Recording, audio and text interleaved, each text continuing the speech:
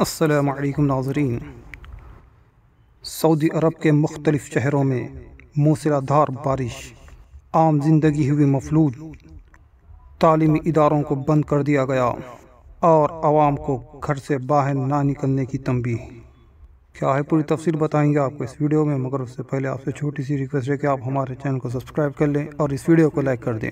سعودی عرب کے مختلف شہروں جن میں مکہ مکرمہ، طائف اور جدہ شامل ہے، ان شہروں میں گرجدار اور موسلا دھار بارش ہوئی ہے، جس کی وجہ سے عام زندگی بالکل مفلوج ہو چکی ہے۔ ذرائع کے مطابق بارش کی وجہ سے کئی شہرائیں اور کئی روڈ اور صحرائی علاقے پانی میں ڈوب گئے ہیں۔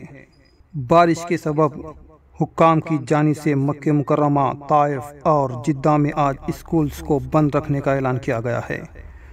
محکمہ موسمیات نے مختلف شہروں میں آج صبح 10 بجے تک مزید بارش کی پیش قیاسی کی ہے۔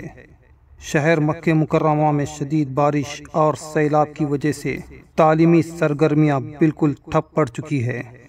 عوام کو بارش ختم ہونے تک اپنے گھروں سے باہر نہ نکلنے کا انتباہ دیا گیا ہے۔ مکہ امارات کے crisis and disaster management centre نے انتباہ دیا ہے کہ آپ کی حفاظت کے لیے ہماری درخواست ہے کہ آپ بارش کا موسم ختم ہونے تک گھر پر ہی رہیں اور پانی جمع ہونے والے مقامات سے بالکل دور رہیں۔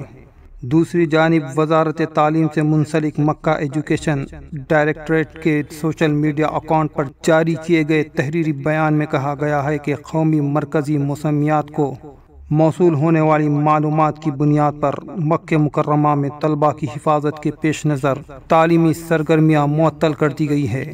انتظامیہ کے مطابق آج آن لائن تعلیمی سرگرمیاں جاری رہیں گی۔